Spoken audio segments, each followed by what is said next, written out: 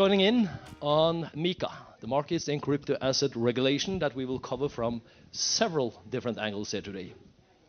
So we have a joyful panel. You will be allowed to introduce you briefly yourself afterwards.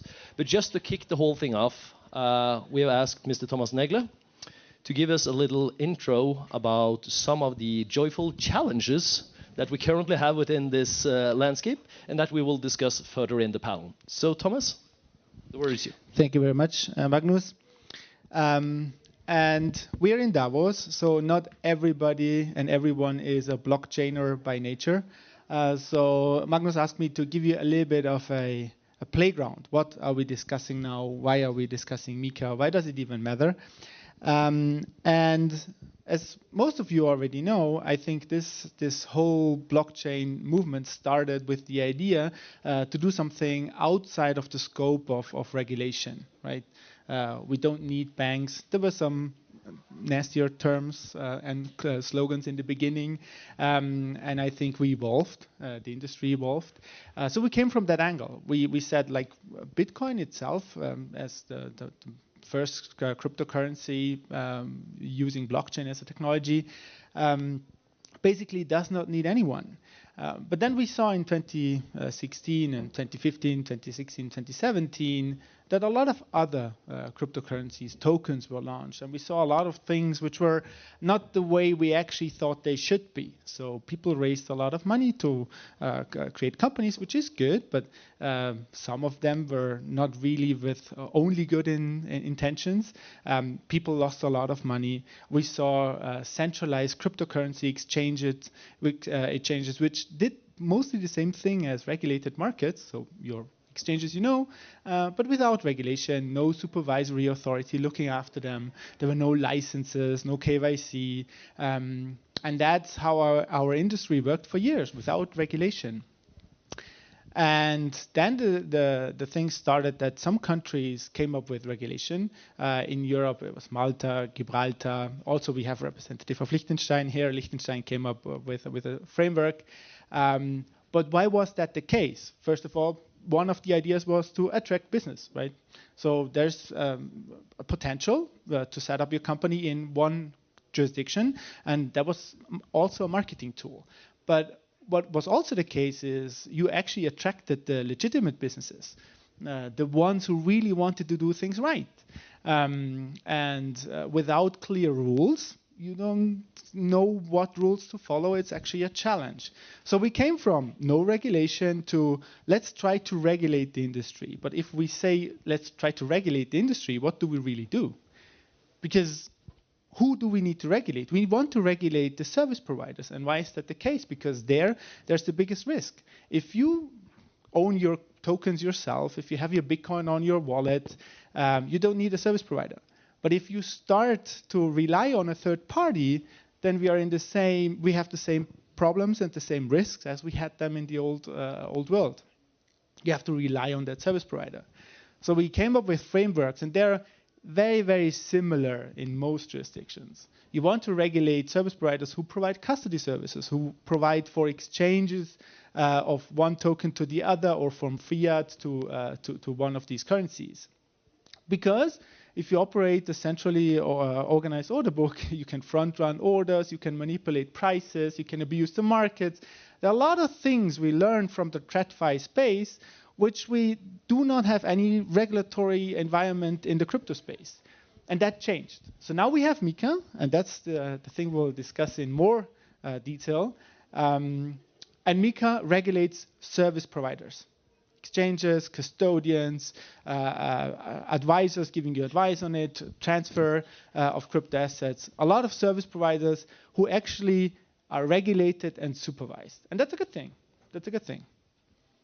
But there are also things which are not covered by MiCA. DeFi, for example. And that's the third thing. Are we actually evolving from no regulation to regulating service providers to providing services without intermediaries and no regulation? DeFi, decentralized finance.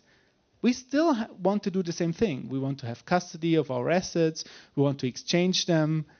But do we need to rely on individuals, which if we don't supervise them and regulate them, they might do wrong? Can we really do that with technology?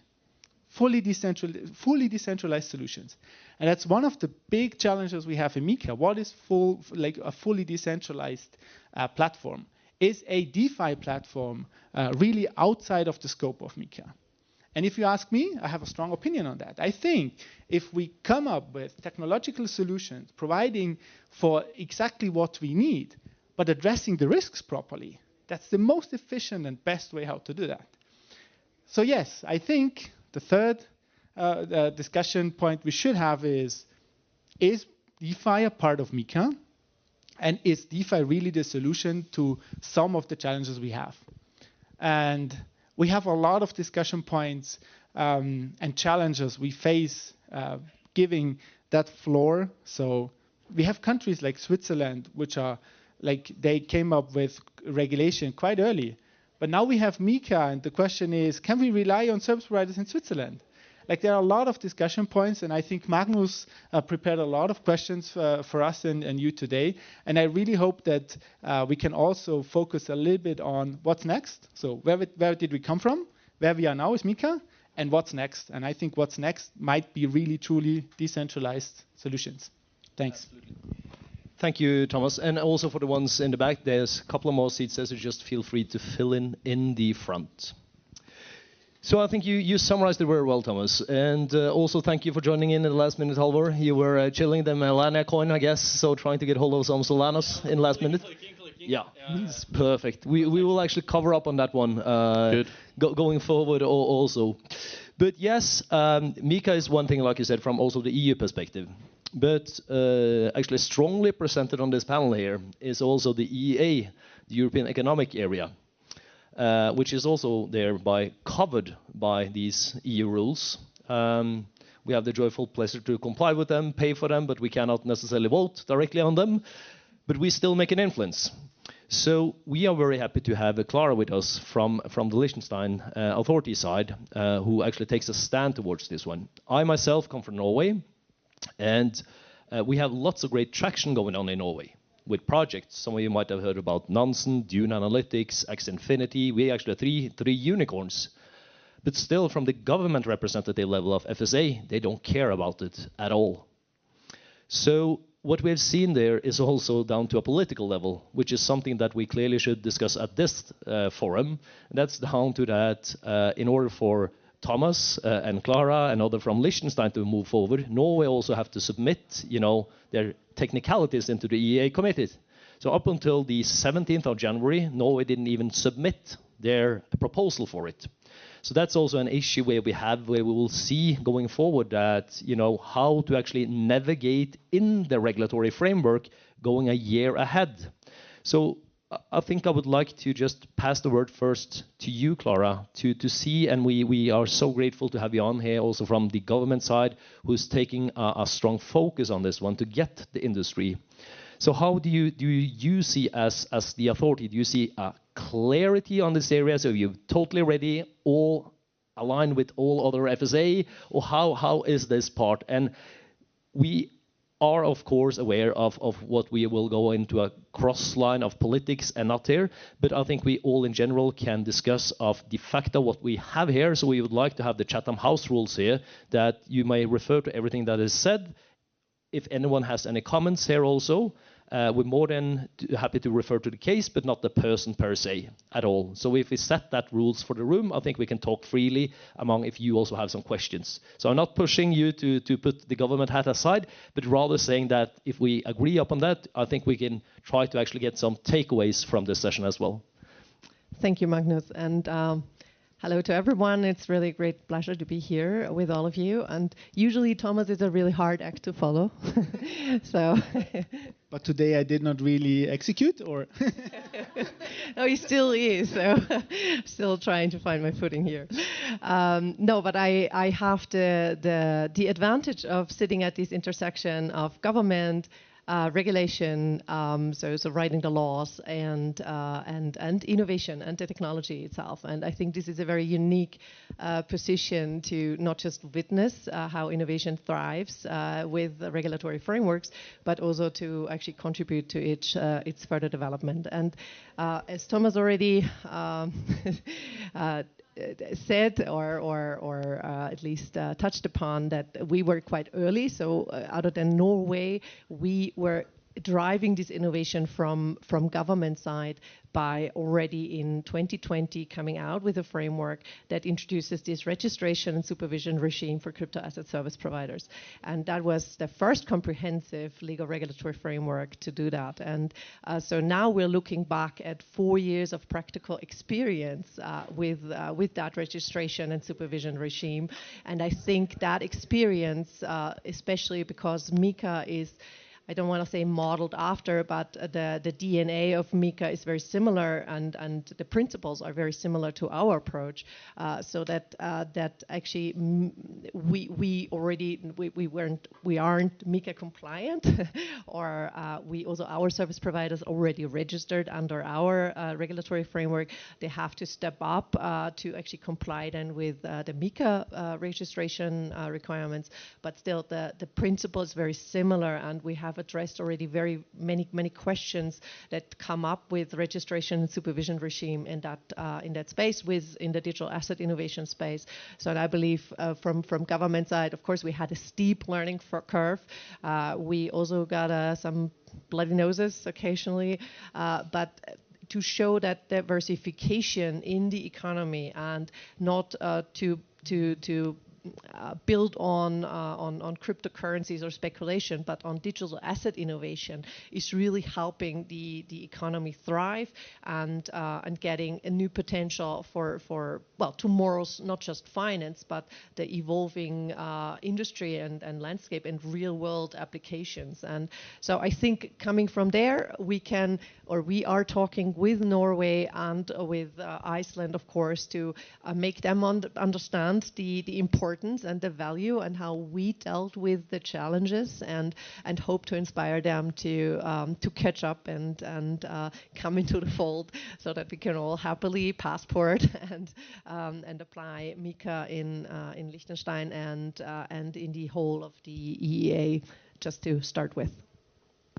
Yeah, thank you for that. And I think that's also the important thing here, that if some of you are into the industry in general, I think that's the cooperation between having a dialogue with the authority is a very important thing, because I think all of us who is deep into this one, it's not something that we'll learn overnight. We've been there quite a few years, so we shouldn't expect a random case handler to have full overview of your shitcoin and all the attributes and be able to give a clear answer towards how is this going to be treated overnight.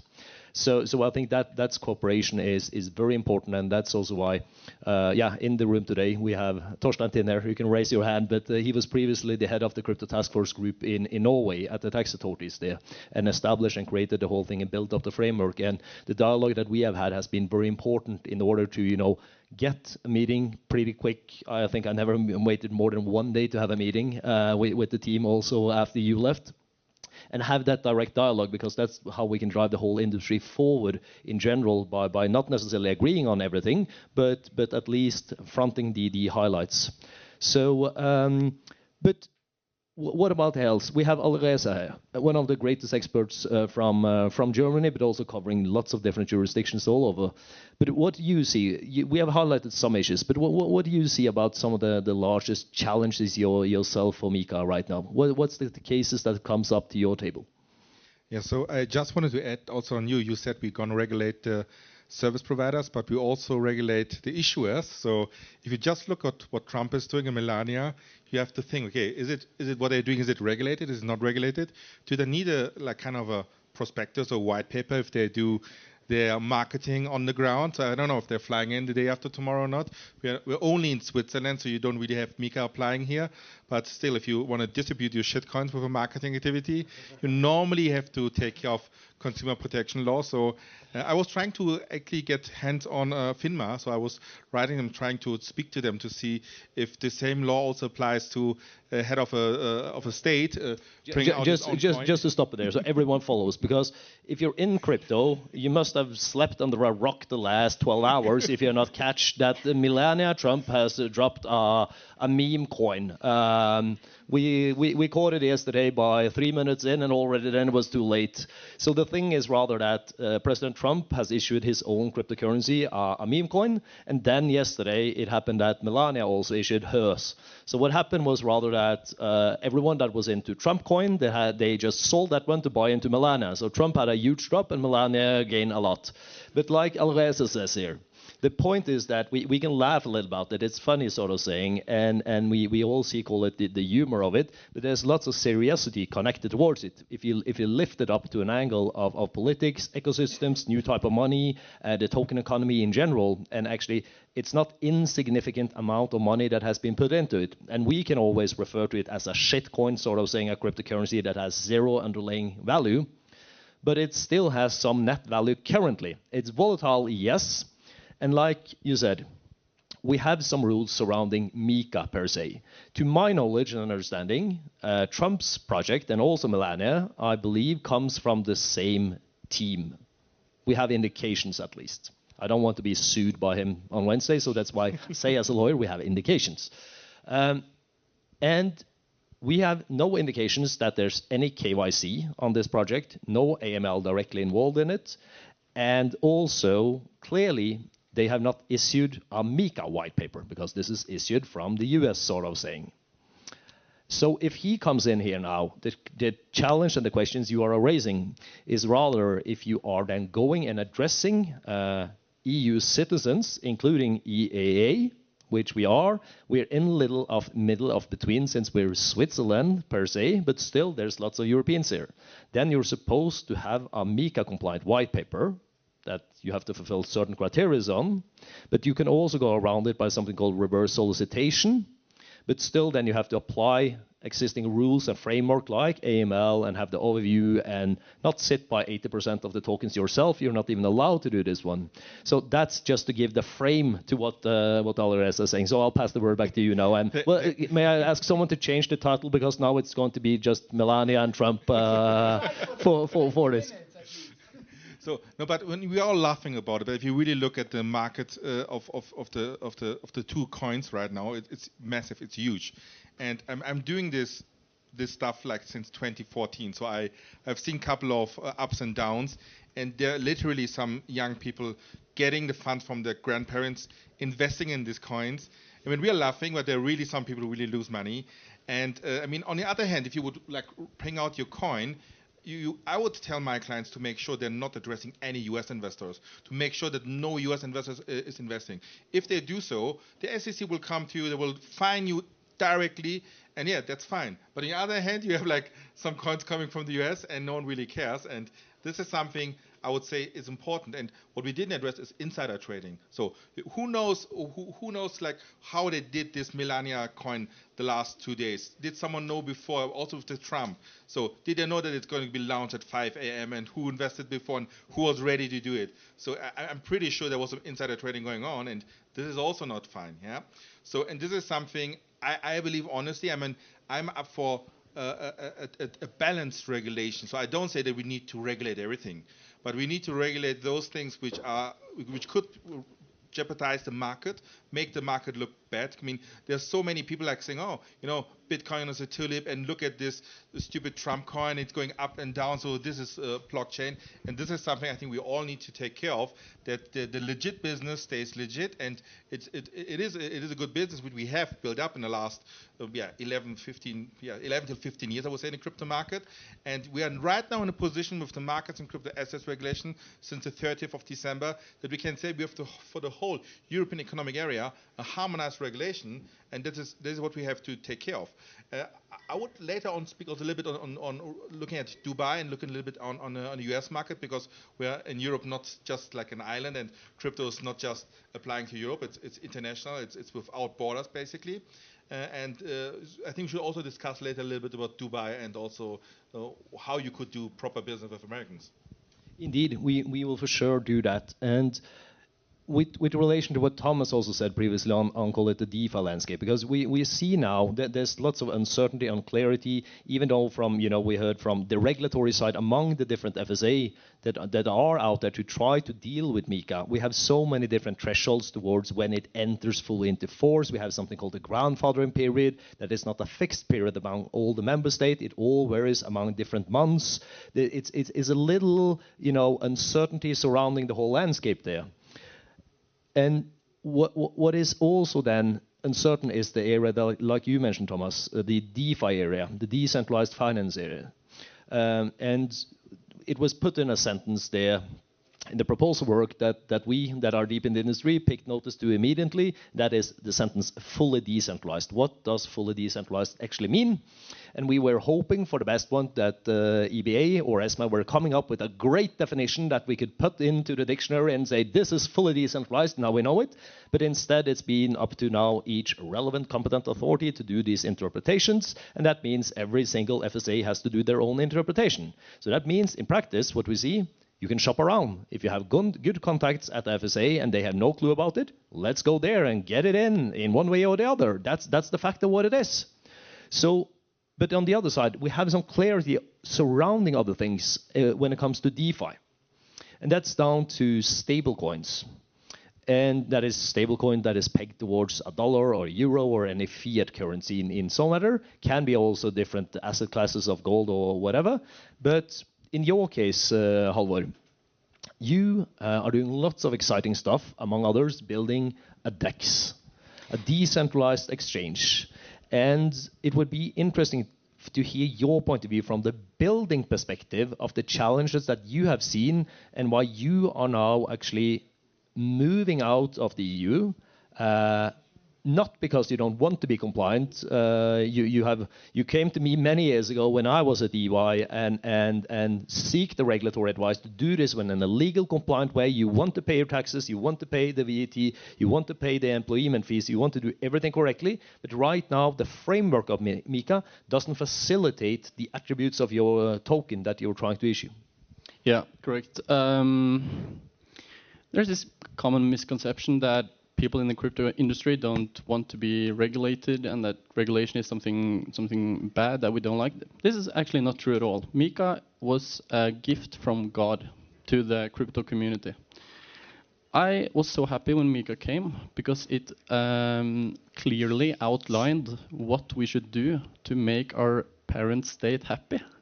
And this is very good because it had clarity. But as Magnus said, the little clause that each regulatory body in each country needs to themselves interpret the MiCA regulation. This is not smart at all.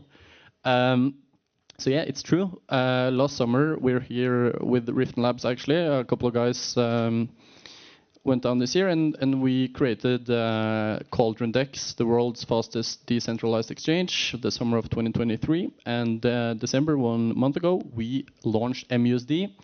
It's a 100% transparent asset-backed stablecoin pegged to the United States dollar. And yeah, we have since the start been fully motivated to have a docs team, be fully white label, and just do whatever our state tells us to do. And this is a Norwegian state, so it's very, very harsh. It's two ways you can run a real DeFi platform. Since you don't need a company, you can just have a protocol and a web page. You don't have to actually disclose who made it. And this is pretty normal. One of the biggest exchanges in the world, nobody knows who made it. But we knew from the start we wanted to be a Norwegian company. We wanted to have a fully docs team, and we wanted to be fully transparent with everything. Both Cauldron and our stablecoin, it's fully decentralized. So, according to MiCA, this would actually say that we are not actually regulated by MiCA, right? We're fully decentralized. It's just a protocol. There's other interfaces to our protocol. But then our consulting firm that we have been using to basically create the perfect setup for a DeFi company, they told us, yeah, guys, you are completely decentralized and MiCA compliant. Thing is that the Norwegian regulatory bodies are not competent enough to understand this themselves. Can you believe this? So they told us that the Norwegian government and the Norwegian governmental regulatory bodies, they might regulate us as a centralized exchange, meaning that we would have to KYC every single Nigerian single mother having $50 in her wallet, sending it to buy bread. This doesn't work. Our DEX and our stablecoin is good for people that cannot afford to have a bank account. So we had to do a very sad thing to move our company out of Norway, out of Europe, and to the island of St. Kitts and Nevis. It's a British overseas territory where they have fully endorsed Bitcoin Cash, our main chain. And yeah, it's actually a good story. But obviously I love Norway. I wanted this to be a Norwegian company. MiCA let us be a Norwegian company, but the incompetence of our own government did not. And I think that's the common thing that we said here. It's the balance naturally that you cannot, in its own nature, hold the authorities responsible, because you cannot just expect someone to build the knowledge. And this is at the level where we should not scream towards either the tax authority of the department or the FSA, but it's the government in general. It's the Minister of Finance that needs to delegate the sufficient funds in order for the whole of ecosystem here to function. So. But we see then in practice that some parties are then forced out of the system, and we would also like to hear more from you, Ryan, in terms of it. But just before that, Alireza, you also are working with lots of different players around. Do you see other concrete examples of the same case like Halvor where people are moving, and do you see a trend or towards one different place or jurisdiction, or are people moving a little all over the area? So yeah, I mean, the same thing you just said. So I'm also supporting 1inch. I'm helping them with their regulatory matters. And they were coming to me like 3 years or 4 years ago, and they basically originally from Germany. So the two founders are from Germany. They said, okay, we're from Germany, so we want to apply for a license in Germany. So 3-4 years ago, I like analyzed the business. Okay, no one will understand that. I would be happy to help you because I would earn money with that, but honestly, don't do it. It's going to be a nightmare. And so I was like looking around in different jurisdictions, because this was what I was doing before when I was working with PwC for 5 years. In the end, I was the head of PwC Europe ICO and doing like lots of stuff in Gibraltar and so on. So JC and others were coming to me like asking where to get the license back in the days. So I told them, okay, you know, something is going on in Dubai. So it was, I think, in 2022, I told them, yeah, so like 3 years ago. So there was no special economic zone, there was no VARA, no nothing. So I told them, go there because you can talk to the regulator, you can talk to the authority, you can be like the first ones building up something with them. And they did that, and they have now one of the headquarters over there, and getting one of the first VARA license, so regulated license in Dubai, for self-hosted platform, yeah. And Dubai is a good jurisdiction. I think Abu Dhabi is not bad. You can get a registration there. It's not really licensed. Qatar is now pushing forward. And these are all nice jurisdictions. I mean, some regulators from Europe, they would laugh about it. They even laughed about Liechtenstein a couple of years ago. But crypto does not discriminate. It doesn't matter if you're like in Liechtenstein or if you're in Dubai. If you do your business in a legit way and you comply with FATF rules, then everyone is happy. So that's basically it. And you don't need Germany as your headquarter to attract your customers. They don't care. I mean, they just want to have a nice user experience. They want to have a nice business which exists for a long time. And then you can take whichever jurisdiction fits the best to your team. And this is a very competitive element to it. So we had quite some companies setting up in Liechtenstein starting 2017, 2018, 2016. We had the first coin offering like ICO in Liechtenstein. Or it actually was already 2015. But what I wanted to say is it's also comparatively easy for them to move their business out of a jurisdiction. So if you don't have a clear strategy and if you don't want to continuously evolve and adapt regulation, it's not going to be the case, at least as a smaller jurisdiction, that you will actually keep these companies in your jurisdiction. So you have to be willing to constantly also educate the regulator. The government has to understand what are the areas where we have to impose new regulation or amend regulation or even lose regulation, or loosen some parts of the regulation, because otherwise these companies are moving to other jurisdictions. And we saw that, like in the beginning, it was mainly Switzerland was way ahead of the curve, had most of the companies here in Switzerland, and then you saw that some smaller European jurisdictions like Gibraltar, Malta, also obviously Liechtenstein. I'm fully biased because I am from Liechtenstein and I was part of the work group writing the law there, but in the end, you saw that a lot of companies are going there, and now you saw that a lot of companies were, after the first type, moving out of Malta.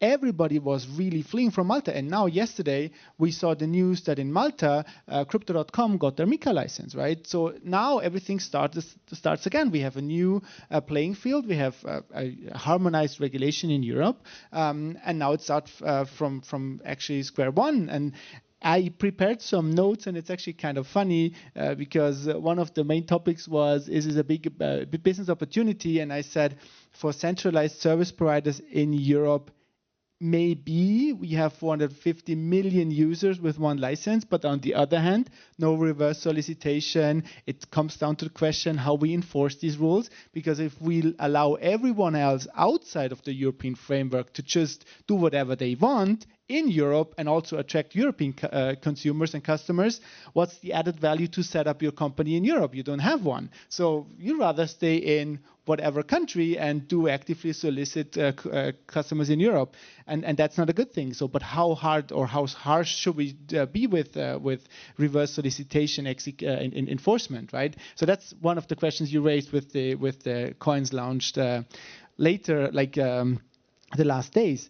And on the other hand, I think now we see this is a good thing with Dubai and the MENA area, and you have Qatar, but we also have Asia like Singapore, and you saw the movements there as well with Japan coming up with regulation quite early. And in Korea, we are every like for 3 years now. I had the honor to go to travel to Korea. We see some progress. I mean, you can maybe comment on that in more detail, but Hash is one of the biggest we see in the crypto space, and you did set up offices in a lot of other jurisdictions. You maybe are the best person to talk to where really the business is going, because these are the jurisdictions where you see you can actually start and evolve your business. But long term, it's a very competitive market, and I'm a very happy and proud European. But I always said, 4 years on record, on video, on whatever, in articles in newspapers, I said, if Uncle Sam is waking up, everything changes. And that's what we see now, right? We had way before the US ETFs were launched, we had ETFs in Europe, just nobody cared. There was no liquidity, to be honest, right? And then the US adopted it, and wow, okay, that really works, right? We see adoption now. So I am really, as a crypto person, I'm very much looking forward for what is happening in the US. That perspective. On the other hand, I think Europe, we really have to focus on interpreting the laws which are there by the national competent authorities in a meaningful way. Don't make everything a security. Don't make everything too complicated to allow for business. Because if we do that, all of we said, I am a big fan of MiCA, but if we really completely misinterpret it, how it actually was supposed to be, we will lose all of the advantages we have in Europe. And that's what we see in practice. That's why, take the example of Halvor here and the Cold Run team. Time is of urgency. They cannot sit still and wait for MiCA 2.0 and wait another 5 years, because people tend to forget that MiCA is not about, lots of people think that's because Facebook played the game of the Libra Diem project. But no, it was based upon actually the 2017 market of the ICO, the initial coin offerings. So the first proposal for MiCA regulation actually came out in August in 2018, covering crowdfundings and ICOs specifically. And what would have happened if they had granted that one? It would have been outdated even before they have started, because something else come up. IEOs, initial exchange offerings, and that wouldn't have been covered by their proposal. Same shit, new wrapping, but still not applicable. So I think in terms of the joyful EU bureaucracy, it's a very difficult thing. You're spot on, but in practice we also have to be realistic towards the government formal processes that needs to be in place, and that's not something that we just can change regardless of how much we scream or want it or would like it. And that's why we see like Halvor moving out now to a hot island, not because he wants to, but because it's necessary in order to drive the business forward. That's also why I think it would be interesting now to hear from you, Ryan, in terms of the Asian market view where you operate a lot on, where I have also sent lots of different clients because they also have lots of great developers and the teams actually in the region. Very hard to get a chance to talk here. Just grab the mic and don't let go of it. Don't let go of it. Yeah, okay. So I'm Korean. I'm based in Singapore now. Actually, now I can maybe put a little bit different color about the Asian market. Korea actually, as you know, like Korean market was very flourished from 2017. Probably like a kimchi premium. That means like a local price is like higher than global price, about like 50% to 100%. That means like a local demand is much higher than global demand. Actually, also Korean government is controlling the FX market. So actually the arbitrage between the local price and global price was not resolved. So actually, at the beginning, like Korean government was also very worried about like this speculative market. But like at the time, 2018, Chinese government stopped the retail market. So Binance moved out, Phobik moved out, and OKF moved out. All the local exchange moved out, but Korean government eventually decided to keep the local market and actually nurture the local market. And now, like if Korean crypto fiat pair trading volume, if you see the Upbit or Bitsum, like I think 15% to 20% of the global trading volume. Of course, crypto trading volume is a little bit different sector, but still the very big market. And I always think the regulation is like protecting downside, but Asian like mentality is like, oh, is this anyway gray area? So make business grow first, and maybe later we can fit to the regulation. For example, Binance, they're already number one, and everybody think that Binance is the evil, but they are number one still, and all the projects want to list on Binance, and they want to get to multi-billion-dollar FTB. And now Binance is finding out the regulations. For example, Abu Dhabi give out the chance to maybe settle down internally and maybe provide the service out to global market. And also already Bahrain also give out the license to Binance and Bybit, all the Chinese exchanges.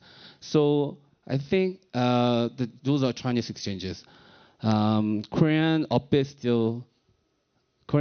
is more they'll stay in Korea.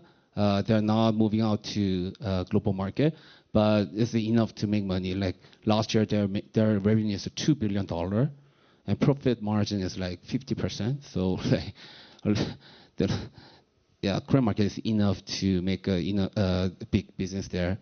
Southeast Asia is a little bit different. Maybe I can talk about DeFi, because like very small market, very fragmented, like Malaysia, Thailand, Vietnam, or Indonesia. They're very fragmented, and even though they're number one there, number one in the domestic market, the daily trading volume is less than like 10 million.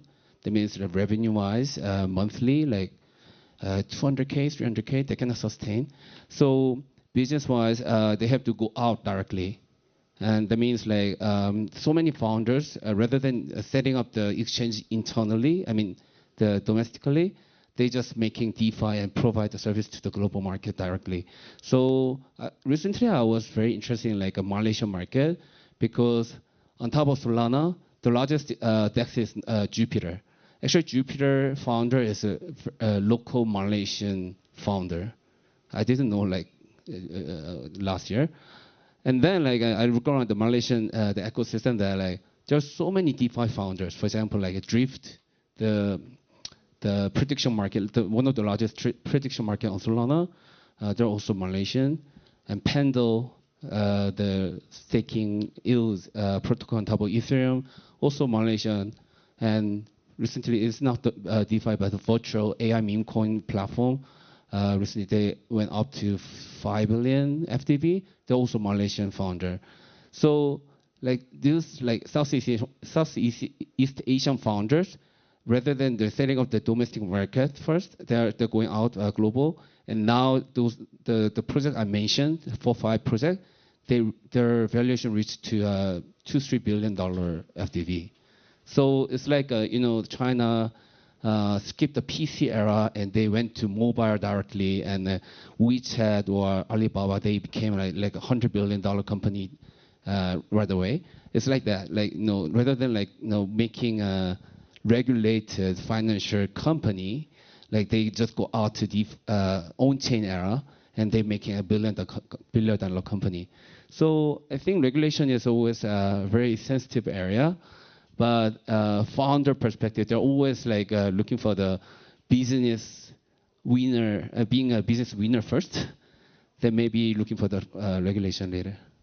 Indeed. Maybe one of the things, because I really want to emphasize and share that. Actually, the Hash team in Korea is doing so much for crypto there. It's insane. They help the Korea Blockchain Week, which is an annual conference. If you've never been to Korea, go to the Korea Blockchain Week. I did that 3 times in a row now. It's amazing. It's really impressive to see what is happening there. But actually, Hash started 3 years ago. A lot of research. What is decentralization? Is there a sufficient level of decentralization? So they're doing a lot of research. They have a hashed open dialogue where they talk to regulators, where they also support innovation in the regulatory space. They have this open forums where they actually bring people, also SEC commissioners, to Korea. And it's actually easier to talk to Caroline Pham from the CFTC in Seoul, Korea, than it is actually here or everywhere else, right? So I would actually, if Korea is not on your map already, I'm really a big. I just learned it myself. It's one of the most interesting places, I think. And maybe Ryan, you can say you started in Korea, but now you have offices in several countries, and you are the largest or one of the largest VCs. I think you're the largest VC in Korea, at least, right? Yeah. We are in largest in Korea, and also Asia is like there are not many VC, because like every VC one cycle ends, then they just all retire and building their own family office. So why are you here? Yeah.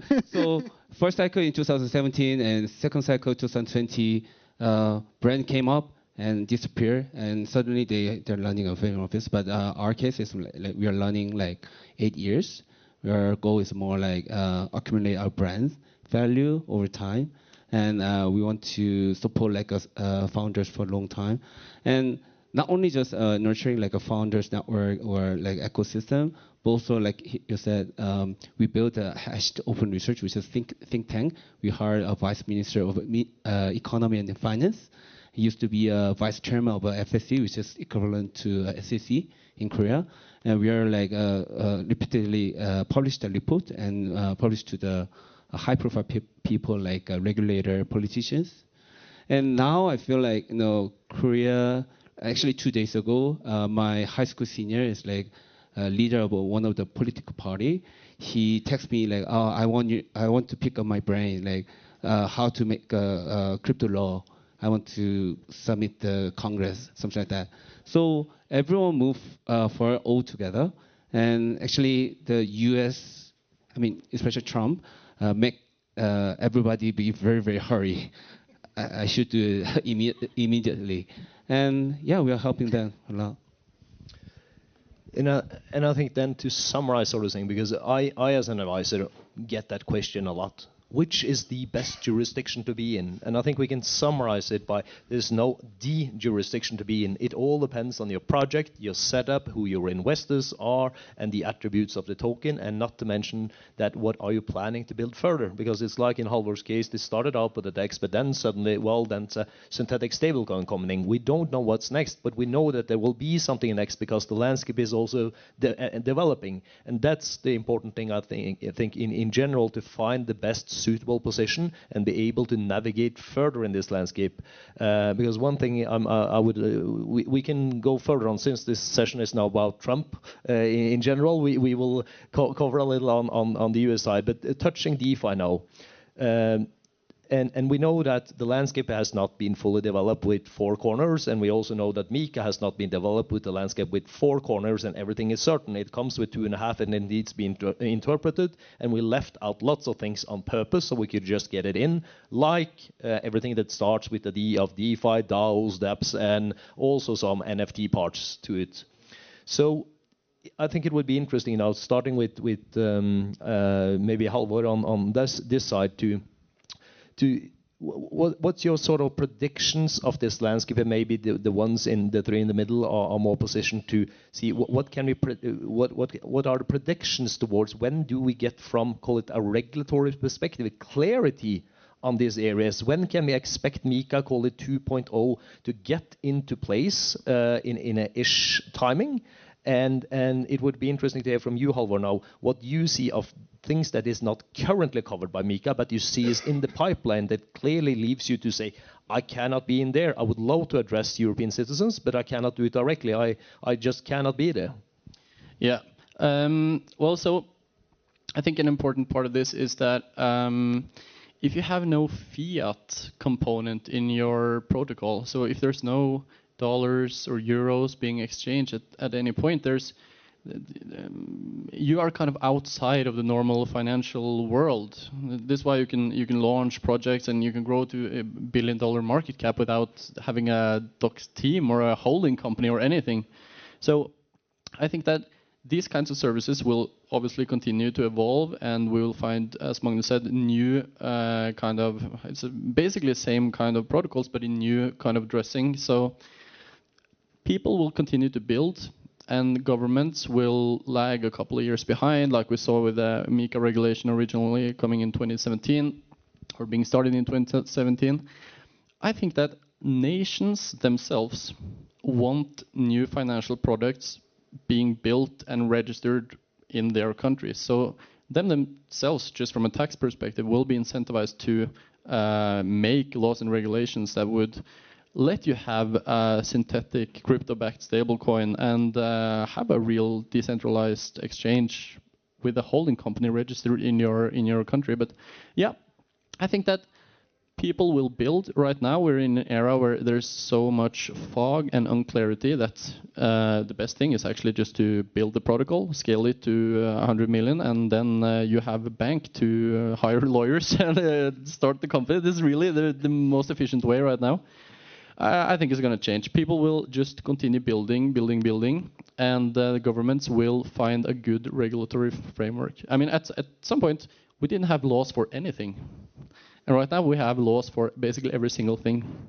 And this is because governments love to make laws, and that's a good thing. And no, I think regulation will get bigger and better.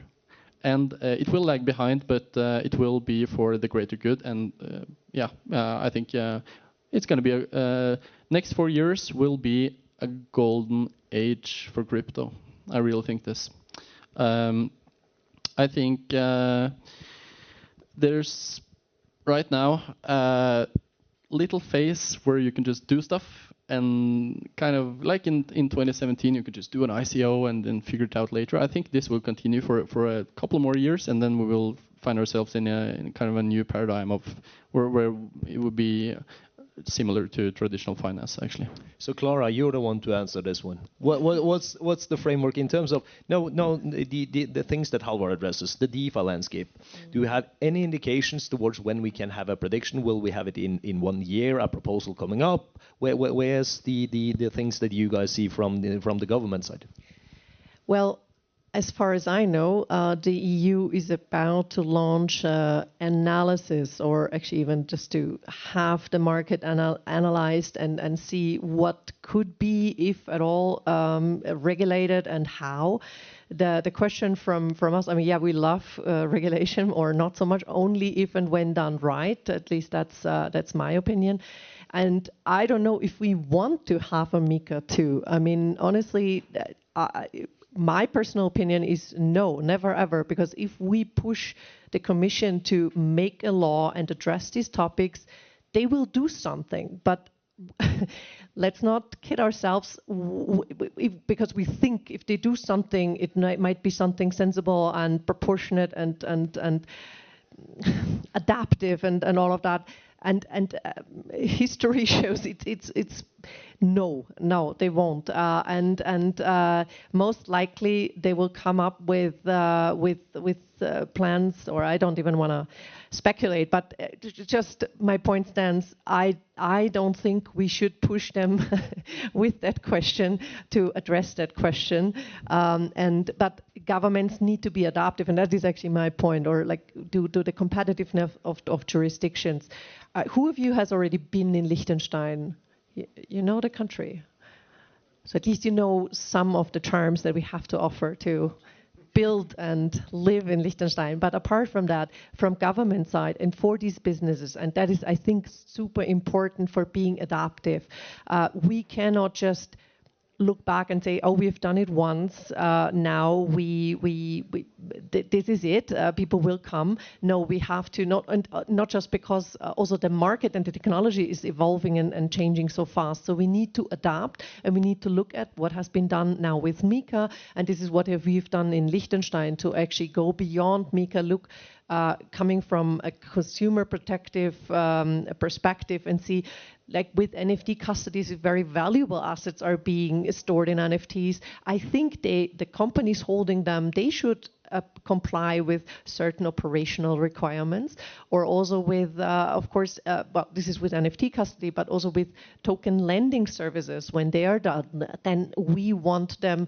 that there is a certain transparency and security, or at least risk assessment, risk analysis for these tokens and for the consumers to know all that. So these are things, or at least two examples where we went further. And yes, we introduced new regulation, new rules, but specifically because we identified a risk for consumers and for the market, and we also wanted the market players to give them clear rules to show, okay, what do they have to do so that they can do this business, but in a safe and clear way.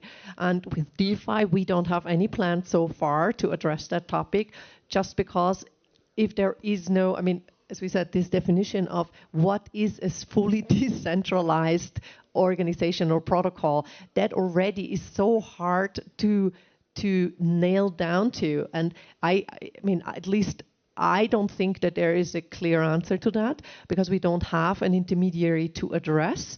And so with that, there is no regulation to be introduced, or it needs such a nuanced approach.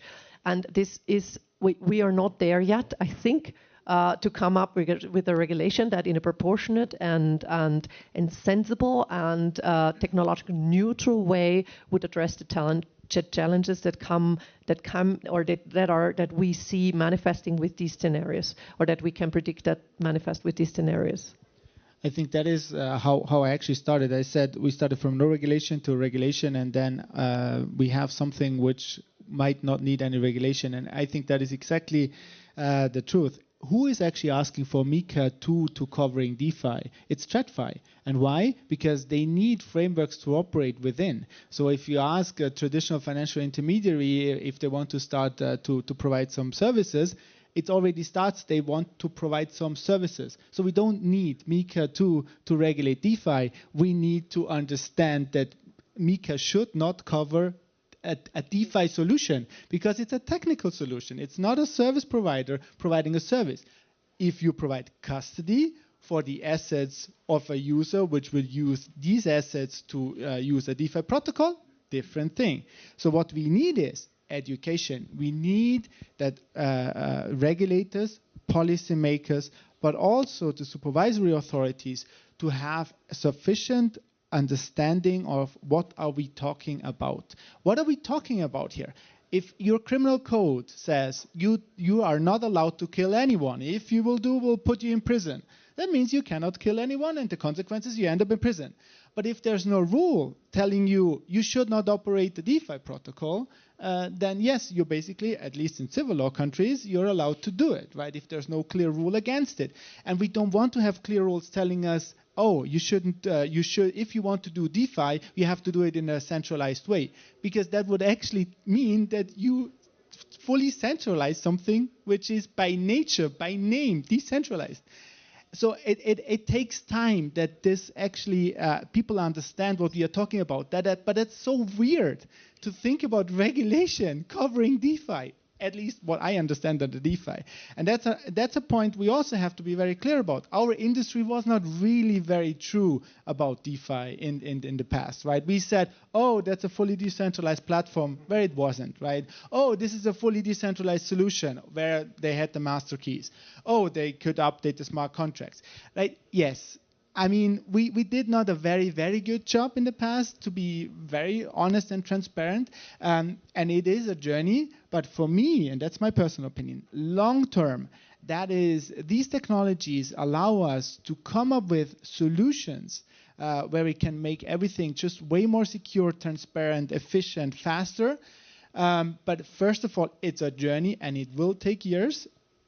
And secondly, not everything which is called DeFi is DeFi, and I would be very careful, and that's coming to your point, Clara, very, very careful in asking regulators to regulate DeFi. That's, I think, the completely wrong approach. I would ask them to come up with guidance why this and that DeFi solution is not covered by regulation. That's what we want. We want to have clear guidance why they understand and know. And actually, the European Commission, the ones who drafted MiCA, if you look at the talks of Peter Carstens, what he says is, oh, we don't want to have DeFi covered by MiCA. That's not what you want.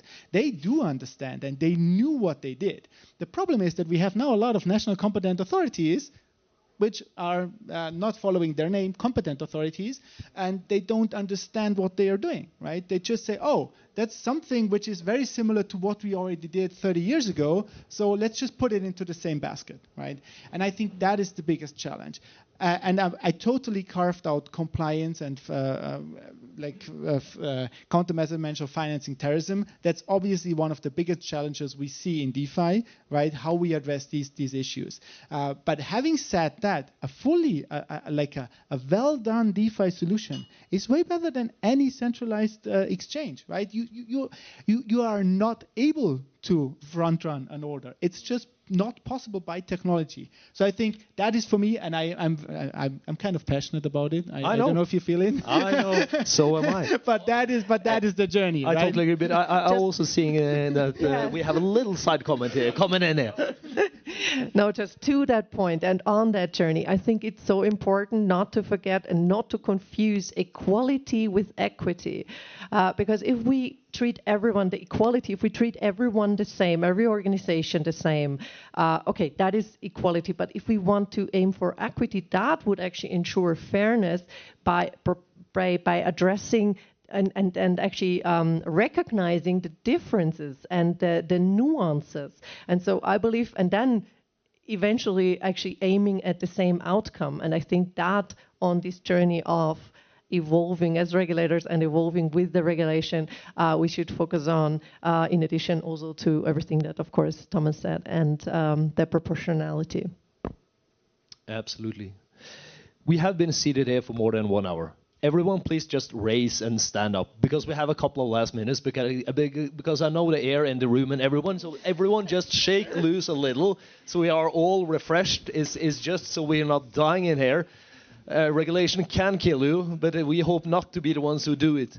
So just to have everyone awake, and please be seated, because we have, I know how it is myself.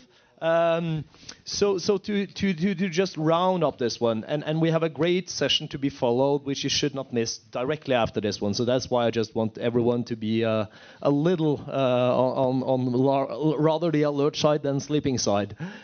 But to summarize things here in So Matter, we could sit there for the whole week and talk, and we would still not run out of topics, sort of saying, covering this one, because it's so much, call it uncertainty and clarity, but also things that we could make and create clarity. And I think that's the most important thing, that we, like we said, we all talk together as the industry, governments, regulator, and we try to create frameworks that does not necessarily need to be put in place in terms of a new law per se. We need guidance. The landscape is evolving, so rather have a guidance that is quickly updated all the time. So we have talked about, call it, lots of think about negative effects towards MiCA, but I personally also see some positive effects in general, like Halvor said. So we should raise that one, that we are not like the anti-MiCA panel that we said we are there. big fans of MiCA, which is shed a little bit of light on the challenges we face. Yeah. So I'm just stressing that point here to say that we need to find a balance, and like you said, Thomas, I believe that TradFi in general, they're the ones who has been waiting for this one. All the legal and compliance officers, they're saying, up until we have some regulation, we cannot do anything. Now is the time. But I think from what we discussed, this will take not over the 1st of Jan, like lots of people expected now. MiCA is enforced. Now all the big banks will be there. It's due to the uncertainty, like we mentioned, the EA is not fully in there. We have grandfathering periods of different times, etc. I personally believe we will spend at least this year to get clarity before we see it in fully action. Do you have a comment, Thomas? Who is from Norway? I'm not from Norway, but I'm a fan. Okay. Can you please ask everybody in your country to make MiCA a priority? Write them, send them emails, post on Facebook or Instagram if they have any channels. But that's a really relevant comment. By raise of hands, how many here is in a crypto project where you will be covered in some kind of way? You're already a WASP or a CASP? Yeah, awesome. And so you are planning to stay here by raise of hands. Are any of you planning to go out of the EU and leave MiCA? Yeah? And some are staying. And I think that's the representative thing of what we see from the industry, all depending on where your customers, your clients are. Some are staying, some are leaving. That was the sign. No, so in general then, I think I will just summarize here to see what we have of time. Yeah. Questions? We could take actually some questions if there are questions from the audience, if you would like to. Anyone? Question? Free legal advice? Hello, colleagues. Thank you for the panel. It was amazing. What do you think about the developer liability in DeFi projects? Thank you. In US, mostly, of course. So I actually wanted to speak on that when you're talking about MiCA and regulation. We were saying I'm absolutely with it. We don't need more regulation. So I'm against like tethered caps like these bottles, and I'm more like for doing stuff. But sometimes regulation is also good for the developers to defend themselves. So if you look at Alexei Petsev, who's now was waiting for 100 days in Amsterdam to get his trial, and then the lady judge said, "Oh, you must be treated like a CEO of a company because you didn't stop Tornado Cash being used by Lazarus Group for illegal activities." And if you go to the European Commission or European Parliament, Alexei Petsev is persona non grata. You're not allowed to talk about it. So I would say it's terrible because if you attack the developers of the DeFi of a DeFi environment, you basically attack the core of the technology, and this is why I'm saying sometimes in this case a regulation may help to have like a legal ground to speak up and to say to the lady judge in the Netherlands, no, it's written here, and no, it's not regulated, and it's not a crime, it's not an illegal activity, and therefore, developers should not be regulated, in my opinion. It should be, as you said, the service providers, and if by definition, if you provide a service, you receive a fee, you do it on a commercial basis, or maybe the issuers who issue some shit coins and flood the market with bad coins, they should be regulated, but not the developers, not the people behind the technology. Good question, good answer. Any else questions? How difficult is it to change jurisdiction once the protocol is started? It's the classic legal answer. It depends, and it depends on their budget. For us, it was surprisingly easy.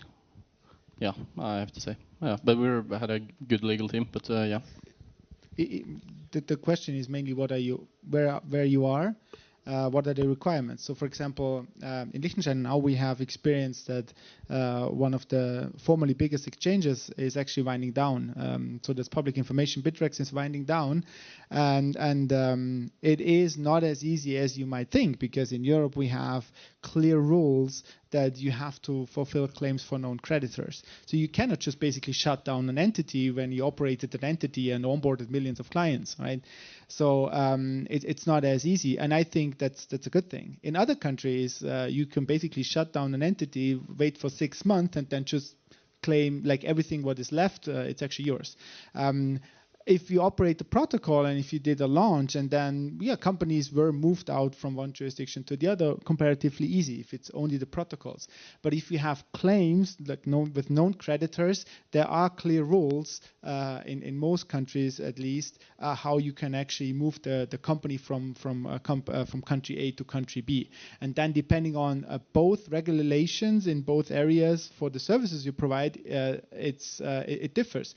So imagine if you move out of Europe, you might move out of Europe, and here you are a regulated entity, and you move into a country where there's no regulation. So then it really depends if you get a clear answer if you're allowed to do that, or if the government, the local regulator accepts it, because you want to have that guidance. So it depends on that. Or if they have a framework and it's compatible, then they might do a gap analysis. So there is some experience already. So for example, Bittrex moved out of Malta to Liechtenstein, and now they're shutting down. They have a subsidiary. But there is experience, but it really depends on what you're really doing. And actually what we see now, and that might not be the best message, but if you read the news in Switzerland, in the blockchain space, there is the fear that quite some layer 1 projects which are based in Switzerland are moving out to other countries or other jurisdictions, for example, like MENA, and that's one of the bigger risks, right? Because it is comparatively easy to move out of a country if you don't have a lot of substance in the country. And adding to that, Thomas, one important element there is, one thing is to naturally get the best legal advisors, and you have some of them in the room here, clearly. But another thing is also to remember the taxable elements. Not only look into the legal, because that can be a nightmare if your IP is in one jurisdiction and you move it to the wrong one. That can cost you a hell of a lot of money and more than your legal bill that will come onto it. So see the whole thing as my advice is not just seek advice from one person or whatever, but seek someone that sees all of the areas directly. So we know from the advisement side here that we cover our regions, even though Alireza knows Germany, but he knows lots of other regions, and same with Thomas as well. He's Liechtenstein, but we're humble enough to say, yeah, I also know these regions, but I would never jump in there because it's so much things you need to be 100% updated on in order to have the best advice. Like Halvor said, at this time, at this moment, where is the best? That can change next week for that matter of sake. So just check this a little around before you just land on a conclusion, because that quick fix can also be very expensive. But it's doable, like we said. It's very doable to do it, just by the example of Halvor here. Last question. Anyone?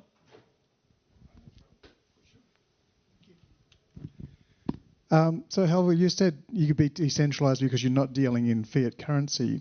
A couple of years ago, you could actually transfer money onto Binance from your local bank account and you could buy Bitcoin and stuff. You haven't been able to do that for the last couple of years. Can you confirm whether the large exchanges like Binance are going fully decentralized? And what advice would you give to someone who wants to have the ability to take fiat currency from people who want to get into cryptocurrency for the first time, and where they should be domiciled, whether they probably can be decentralized or when they need to set up in Korea? Yeah, I can. So over at least the last year, we have seen that tradable volume overall globally has increased most on DEXs. So in terms of increased, at least the volume, the DEXs are more and more being used. DEXs are the best, obviously, but you can't handle fiat currency. That would destroy the whole concept. It is bad that you first have to convert your fiat to crypto and then take your crypto into the decentralized sphere and do whatever you want and have like... On our DEX, you can have like 10 tabs open and trade in one and put in liquidity in another and just do all these things in a couple of seconds. I don't think Binance will be more like a DEX in the coming years. And I think this is because firms like to just have this huge bag of capital to play around with and to leverage and to use and put places where they can earn yield on it themselves. So good firms, they are DEXs. They try to be as decentralized as possible and just be a marketplace for people to do stuff. But unfortunately, there is a greed element where companies are sometimes kind of wanting to just have this trust me bro philosophy where they just have a big pile of money and you have a number in your little app which maybe or maybe not represents your actual money. And so I think DEX usage will go up, but I don't think the current biggest firms will move from being a SEX to a DEX, unfortunately. But that is one of the... Thomas, very 20 easy, seconds. No. Very, very simple. That's very easy because that is really something MiCA solved. Yep. With MiCA, you can get a license, you can actually add fiat, you can have fiat on and off ramps. That is something where the TradFi and the blockchain world is working together. And MiCA solved that with specific licenses for that. So that's why we see more and more companies in Europe setting up, and they provide fiat on and off ramps under this framework.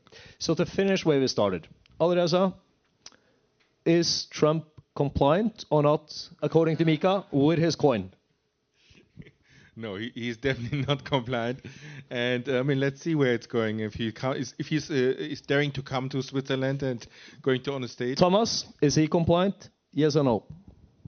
I'm from Liechtenstein. No comment. So the last question, Clara, have you issued an arrest order on Trump when he lands there? Cannot confirm or deny, no. Then we'll just have to wait and see. And if you would like to wait and see, you're more than happy to join us within this sphere tomorrow. We'll start out here tomorrow from 9 o'clock up until 1:15 with lots of different topics. Really exciting stuff. Some of these great people will be back again then also. So we can mingle more and meet them there. We also have a MiCA roundtable at 4 o'clock here, and even more stuff coming up on Wednesday and Thursday, so check it out. I think I can say feel free to connect with any of us if you would like to have a further dialogue or whatever. We're in this together. And also, let's see here, if you are interested, we have, this was not easy because it's centralized. There. We have a MiCA roundtable coming up in Oslo next week already. So if anyone are in Oslo and would like to attend, we have a couple of few seats available. So feel free to reach out. We also have a meetup the day before. This is on Friday, the 31st. But if you'd like to come in on Thursday, more than welcome to join us in there.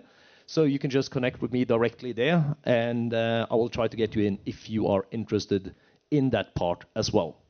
So by that, I thank you so much for staying here, but I also kind of like now, because we have a floating thing here where we have just a 5-minute pitch also from our dear full Norwegian colleague and a friend back there, Eileen.